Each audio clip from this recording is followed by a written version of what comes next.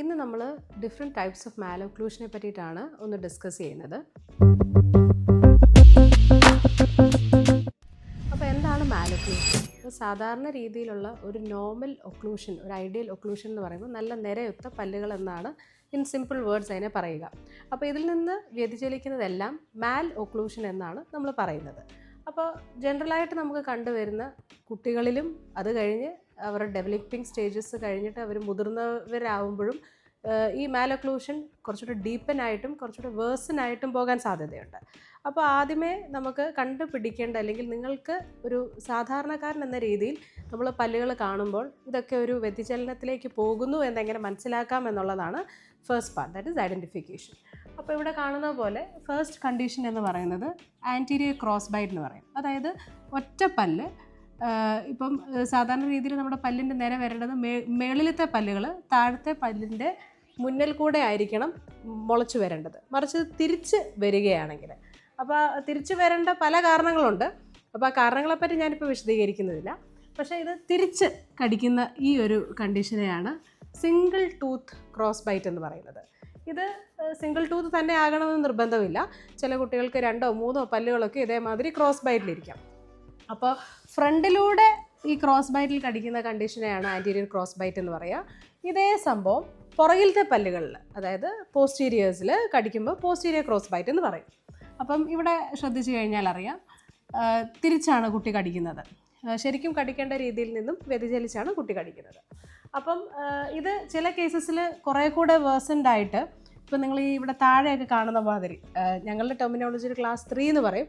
അതായത് കംപ്ലീറ്റ് ആയിട്ട് ഈ മേളത്തെ നിര താഴത്തെ പല്ലുകളുടെ ഉള്ളിൽ ഇങ്ങനെ അകപ്പെട്ട് കിടക്കുന്നൊരു കണ്ടീഷൻ. അപ്പോൾ കടിയൊക്കെ വളരെ ഡിഫറെൻ്റ് ആയിട്ടായിരിക്കും പോവുക. സാധാരണ രീതിയിൽ ആൾക്കാർ ചവയ്ക്കുന്നതോ കടിക്കുന്ന പോലെ ഒന്നും കടിക്കാൻ ഇങ്ങനെയുള്ളവർക്ക് ഭയങ്കര പ്രയാസകരമായിരിക്കും. അപ്പോൾ ഇതൊക്കെ ചെറുപ്പത്തിലേ നമ്മൾ കണ്ടുപിടിച്ച് ഇതിൻ്റെ ഒരു ട്രീറ്റ്മെൻറ്റ് കൊടുത്താൽ മാത്രമേ മുന്നോട്ട്, ഇതിപ്പം ഡെസിഡിയസ് ടീത്ത്, അതായത് പാൽപ്പല്ലുകളിൽ നമ്മളിത് ശ്രദ്ധിച്ച് വരുന്നു എന്നുണ്ടെങ്കിൽ അപ്പം തന്നെ നമുക്ക് ചില അപ്ലയൻസസ് കൊടുത്ത് നമുക്ക് നേരെയാക്കാൻ പറ്റുന്നതാണ്. അല്ലെങ്കിൽ ഇത് വെച്ചുകൊണ്ടിരുന്ന് കഴിഞ്ഞാൽ പുതിയ പല്ലുകൾ വന്നു കഴിയുമ്പോഴത്തേക്കും എഗെയിൻ സ്കെലറ്റൽ ഗ്രോത്ത് സംഭവിച്ചുകൊണ്ടിരിക്കുകയാണ്. അപ്പോൾ എല്ലുകളുടെ വളർച്ചയും പല്ലും എല്ലാം വന്നു കഴിയുമ്പോഴത്തേക്കും ഈ കണ്ടീഷൻ കുറച്ചുകൂടി സിവിയർ ആയിട്ട് മാറും. പിന്നെ അവസാനം ഒരു സർജിക്കൽ ആൻഡ് ഓൾസോ ഓർത്തഡോണ്ടിക്കൽ ഒരു ഇൻ്റർവെൻഷനിലേക്ക് പോകേണ്ട ഒരു അവസ്ഥയിലേക്ക് എത്തും. പിന്നെ കാണുന്നത് ക്രൗഡിങ് ആണ്. ഇത് ജനറലി എല്ലാ കുട്ടികളിലും കണ്ടുവരുന്നത് തന്നെയാണ്. അപ്പോൾ ക്രൗഡിങ് എഗെയിൻ ഒരു ഈസി ആയിട്ടുള്ളൊരു കാര്യം. സാധാരണ കുഞ്ഞു കുട്ടികളുടെ പല്ലുകൾക്കിടയിൽ ചെറിയ ചെറിയ സ്പേസസ് ഉണ്ടാവും. അപ്പോൾ അത് ഫിസിയോളജിക്കൽ സ്പേസസ് എന്നാണ് നമ്മൾ അത് പറയുന്നത്. അതുള്ളത് ശരിക്കും പറഞ്ഞാൽ വളരെ നല്ലതാണ്. പുതിയ പല്ലുകൾ വരുമ്പോഴത്തേക്കും അവർക്ക് ഈ സ്പേസുകൾ അക്കോമഡേറ്റ് ചെയ്ത് നല്ല നിരയൊത്ത രീതിയിൽ വരാൻ സാധിക്കുന്നതാണ്. പക്ഷേ ചില കുഞ്ഞു കുട്ടികളുടെ പല്ലുകൾ എടുത്ത് ശ്രദ്ധിച്ചറിയാം, നല്ല കുഞ്ഞു പല്ലുകളായിരിക്കും, പക്ഷേ അവർക്കിടയിലൊന്നും അധികം സ്പേസസ് ഉണ്ടാവില്ല. അപ്പം which means to say that there might be a chance of crowding in future. ഇതൊരു പോസിബിലിറ്റി മാത്രമാണ്. ഇങ്ങനെ കാണുന്ന എല്ലാ കേസിലും തീർച്ചയായിട്ടും ഫ്യൂച്ചറിൽ പല്ലുകൾ തമ്മിൽ ക്രൗഡഡ് ആയിട്ട് വരണം എന്ന് ഒരു നിർബന്ധവും ഇല്ല. അപ്പോൾ ക്രൗഡിങ് അതാണ് മറ്റൊന്ന്. അപ്പോൾ ഇതൊക്കെ ഇനിഷ്യലി ആദ്യമായിട്ട് തന്നെ കണ്ടുവരുമ്പോഴേ ഇതിനൊക്കെ ഒരു ഇൻ്റർവെൻഷൻ കൊടുക്കുകയാണെങ്കിൽ നമുക്ക് റിസൾട്ടും ഫാസ്റ്റ് ആയിരിക്കും. At the end of the day വലിയ രീതിയിലുള്ള ട്രീറ്റ്മെൻറ്റ് മൊഡാലിറ്റിയിലേക്ക് നമുക്ക് പോകേണ്ട ആവശ്യവും വരില്ല. പിന്നെയുള്ളത് ഓപ്പൺ ബൈറ്റാണ്. അപ്പോൾ ഇങ്ങനെ പുറകിലത്തെ പല്ലുകൾ കൂട്ടി കടിക്കാൻ പറ്റുന്നു, പക്ഷേ മുൻനിരയിലുള്ള പല്ലുകൾ ഈ കാണുന്നത് മാതിരി തുറന്നിരിക്കുന്നു. അപ്പോൾ ഇത് തുറന്നിരിക്കാനായിട്ട് പല കാരണങ്ങളുണ്ടെങ്കിൽ, ഒന്ന് നാവും കൊണ്ട് ഭയങ്കരമായിട്ട് കുട്ടി ഉന്തുന്നുണ്ടെങ്കിൽ ടങ് ത്രസ്റ്റിംഗ് എന്ന് പറയും. അപ്പോൾ അങ്ങനെ ഒരു ഹാബിറ്റ് ഉണ്ടെങ്കിൽ ഈ മുന്നിലത്തെ വശം ഇങ്ങനെ തുറന്ന് ഇരിക്കും. അത് കൂടുതൽ കുട്ടി ആ ഹാബിറ്റ് പെർസിസ്റ്റ് ചെയ്യുന്നതനുസരിച്ച് ഈ സ്പേസ് വികസിക്കുകയും പുതിയ പല്ലുകളെല്ലാം വന്നു കഴിയുമ്പോഴത്തേക്കും ഇതൊരു കോൺസ്റ്റൻ്റ് ആയിട്ടുള്ള റിറ്റൈൻഡ് ആയിട്ടുള്ള ഒരു ഓപ്പൺ ബൈറ്റ് ആയിട്ട് മാറുകയും ചെയ്യും. അപ്പോൾ ഇങ്ങനെയുള്ള കേസസ് ട്രീറ്റ് ചെയ്യാനും വളരെ ട്രിക്കിയാണ്. അപ്പോൾ ഇതും ആദ്യമേ കാണുന്നതനുസരിച്ച് ഹാബിറ്റ് ബ്രേക്കിംഗ് അപ്ലയൻസസ് അല്ലെങ്കിൽ മയോ ഫങ്ഷണൽ അപ്ലയൻസസ്, അങ്ങനെ പല രീതിയിലുള്ള അപ്ലയൻസസ് കൊടുത്ത് നമുക്ക് ഇത് നേരെയാക്കാവുന്നതാണ്. പിന്നെ കാണുന്നത് പ്രൊട്രൂഷൻ എന്ന് പറയും. പ്രൊട്രൂഷൻ എന്ന് പറഞ്ഞാൽ മുൻനിരയിലെ പല്ലുകൾ പൊങ്ങിയിരിക്കുന്നത്. ഈ പൊങ്ങിയിരിക്കുക എന്നുള്ളതാണ് മിക്ക ആൾക്കാരുടെയും ജനറലായിട്ടുള്ളൊരു കംപ്ലയിൻ്റ് എന്ന് പറയുന്നത്. അപ്പം ഈ കാണുന്ന പോലെ ചിലപ്പോൾ പല്ലുകൾ മാത്രമായിരിക്കും ഉന്തിയിരിക്കുന്നത്. അപ്പോൾ അവിടെ ട്രീറ്റ്മെൻറ്റ് മൊഡാലിറ്റി മാറും.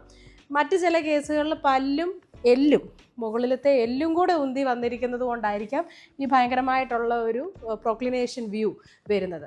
അപ്പോൾ ഇതും ഡെവലപ്പിംഗ് കണ്ടീഷനിൽ തന്നെ ഇൻ്റർവീൻ ചെയ്യേണ്ടതാണ്. പിന്നെ കാണുന്നത് ഡയസ്റ്റീമയാണ്. ഡയസ്റ്റീമ എന്ന് പറയുമ്പോൾ 2 പല്ലിനിടയിലുള്ള ചെറിയ വിടവുകൾ. അപ്പോൾ ഈ വിടവ് ഭയങ്കര വലുതായിരിക്കും ഇനിഷ്യലി.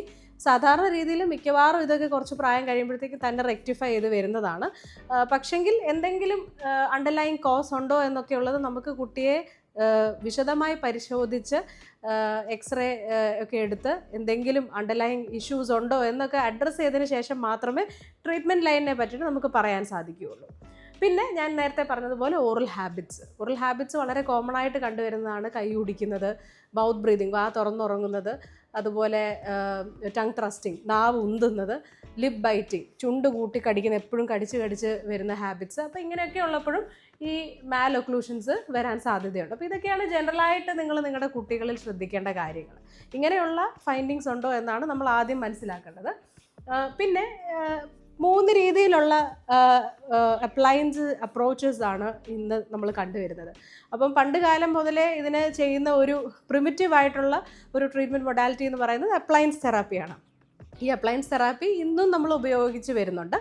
അപ്പോൾ ഈ കാണുന്നതൊക്കെ പലതരത്തിലുള്ളത്, അതായത് ഓരോ കേസിനും അനുയോജ്യമായിട്ട് നമ്മൾ കസ്റ്റമൈസ് ചെയ്ത് അപ്ലയൻസസ് ആണ് കൊടുക്കുന്നത്.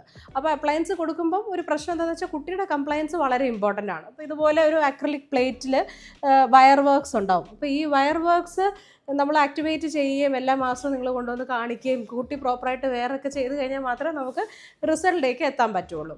ഇനി ഇതൊന്നും അല്ലാതെ ഇപ്പോൾ ഒരു 5 വയസ്സ് 6 വയസ്സൊക്കെ മുതലേ നിങ്ങൾക്ക് ഇതേമാതിരിയുള്ള മാലൊക്ലൂഷൻസ് കണ്ടുവരുന്നു എന്നുണ്ടെങ്കിൽ ഒരു ഈസിയർ ബെറ്റർ സൊല്യൂഷൻ എന്ന് പറയുന്നത് ഈ കാണുന്നത് മാതിരി മയോബ്രേസ് സിസ്റ്റമാണ്. അപ്പോൾ മയോബ്രേസും പല തരത്തിലുണ്ട്. അതൊക്കെ കേസ് കണ്ട അനുസരിച്ച് നമുക്ക് ട്രീറ്റ്മെൻറ്റ് പ്ലാൻ ചെയ്യാൻ സാധിക്കുകയുള്ളൂ. പക്ഷേ ഏകദേശം ഇതിൻ്റെയൊക്കെ ഒരു ഡ്യൂറബിലിറ്റിയും ആസ് ഓൾസോ റിസൾട്ടും വളരെ നല്ലതാണ്. അതുപോലെ തന്നെ കുട്ടികളുടെ അധികം കംപ്ലൈൻറ്റ്സ് നമുക്ക് വേണ്ട. എപ്പോഴും വെയർ ചെയ്യണമെന്ന് നിർബന്ധമില്ല. രാത്രി സമയങ്ങളിൽ വെച്ചാൽ മതിയാവും.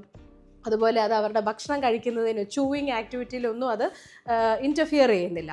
അപ്പം ഇങ്ങനെയുള്ള സിസ്റ്റംസും വളരെ ബ്യൂട്ടിഫുള്ളായിട്ട് വർക്ക് ചെയ്യുന്ന ഒരു കാര്യമാണ്. അപ്പോൾ ജനറലി നമ്മളൊരു 5 years to ഒരു 9 to 10 years വരെ ഈ മയോബ്രേസ് സിസ്റ്റം നമുക്ക് യൂസ് ചെയ്യാൻ സാധിക്കുന്ന ഒരു ഡെൻറ്റൽ ടെക്നോളജിയാണ്. പിന്നെ ഇതൊന്നും അല്ലാതെ കുറച്ചും കൂടെ നേരത്തെ ഇപ്പോൾ നിങ്ങൾക്ക് if you find that there is malocclusion, ഫ്രണ്ടിലത്തെ നിരയിലെ പല്ലുകൾ മാത്രം അങ്ങോട്ടും ഇങ്ങോട്ടും ചെരിഞ്ഞിരിക്കുന്നു, അല്ലെങ്കിൽ സ്പേസിംഗ് ഉണ്ട്, അല്ലെങ്കിൽ ഞാൻ ഈ പറഞ്ഞ മാതിരിയുള്ള പ്രശ്നങ്ങളുണ്ട്, അത് എത്രയും വേഗം നിങ്ങളും ട്രീറ്റ് ചെയ്യാൻ വില്ലിങ് ആണ് എന്നുണ്ടെങ്കിൽ നമുക്ക് ഇൻവിസിലൈൻ ഫസ്റ്റ് എന്നുള്ള ഓപ്ഷൻ നമുക്ക് തിരഞ്ഞെടുക്കാവുന്നതാണ്. അപ്പോൾ ഇൻവിസിലൈൻ ഫസ്റ്റ് ഏറ്റവും ചെറിയ കുട്ടി, അതായത് from 5 or 6 years to 10 years സുഖമായി പോകുന്ന ഒരു ട്രീറ്റ്മെൻറ്റ് മൊഡാലിറ്റിയാണ്. ഈ പറഞ്ഞ മാതിരി the work is so easy because കുട്ടികൾക്ക് സ്കൂളിൽ കൊണ്ടുപോകാം, ഒരു പ്രശ്നവുമില്ല. ഇത് വായിൽ വെച്ചാൽ ആരും ചോദിക്കില്ല. ഇത് ഇടയ്ക്കിടയ്ക്ക് ഊരി വെക്കണം എന്നുള്ള നാണക്കേട് വരുന്നില്ല. പിന്നെ ഭക്ഷണം സുഖമായി കഴിക്കാൻ പറ്റും.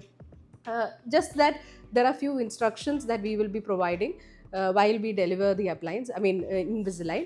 അപ്പോൾ അതൊന്ന് സൂക്ഷിച്ചും കണ്ടും നോക്കിക്കഴിഞ്ഞാൽ ഈ പറഞ്ഞ മാതിരി വളരെ അനായാസം നമുക്ക് റിസൾട്ടിലേക്ക് എത്താനും സാധിക്കും. അതുപോലെ ഇൻവിസിലൈൻ എന്നുള്ളത് ഇൻവിസിലൈൻ ഫസ്റ്റ്, അതായത് അത് കുട്ടികൾക്ക് വേണ്ടി തന്നെ ഓറിയൻറ്റ് ചെയ്ത് കൊടുക്കുന്ന ഒരു ട്രീറ്റ്മെൻറ്റ് മോഡാണ്.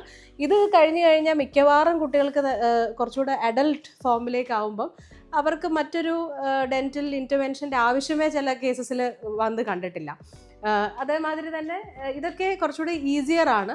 അപ്പോൾ ഇതൊന്നും അല്ലാതെ കൺവെൻഷനലി ഈ അപ്ലയൻസിൻ്റെ കൂട്ടത്തിൽ തന്നെ വരുന്നൊരു കാര്യം, കുറച്ചുകൂടെ പ്രായം കൂടുമ്പോൾ നമ്മൾ ചെയ്യുന്ന സാധാരണ മുത്ത് വെച്ച് കമ്പി ഒട്ടിക്കുന്ന സിസ്റ്റം, ഓർത്തോഡോണ്ടിക്, അതായത് ഫിക്സ്ഡ് ഓർത്തോ ട്രീറ്റ്മെൻറ്റ് എന്നാണ് അതിനെ അറിയപ്പെടുന്നത്. അപ്പം അതിൻ്റേതായ ഷോർട്ട് കമ്മിങ്സ് ഒക്കെ ഈ ഇൻവിസിലൈൻ അല്ലെങ്കിൽ ക്ലിയർ അലൈനേഴ്സ് എന്നൊക്കെ പറയുന്ന പേരിൽ വരുന്ന ട്രീറ്റ്മെൻറ്റ് മൊഡാലിറ്റീസിലൂടെ വളരെ സുഖകരമായിട്ട് നമുക്ക് ട്രീറ്റ്മെൻറ്റ് തീർക്കാൻ സാധിക്കും. അതുപോലെ ഇതിൻ്റെ ചിലവ് കാര്യങ്ങളും it depends because it's a latest technology and there are so many benefits when you outweigh the primitive or the conservative orthodontic systems. So അതിനനുസരിച്ച് ട്രീറ്റ്മെൻറ്റും കാര്യങ്ങളൊക്കെ വേരി ചെയ്യും. അപ്പോൾ എത്രയും വേഗം ഒരു ഡെൻറ്റിസ്റ്റിനെ വന്ന് കാണുക എന്നുള്ളതാണ് ദ ഫസ്റ്റ് പാർട്ട്. പിന്നെ there are few of the assessments clinically നമുക്ക് എക്സാമിൻ ചെയ്യാനുണ്ട്, അതുപോലെ എക്സ്റേസ് എടുക്കാനുണ്ട്, സോ റേഡിയോഗ്രാഫി, അങ്ങനെ പല ഇവാലുവേഷൻസിന് ശേഷമാണ് we come up to a conclusion of which do you want to opt at the end.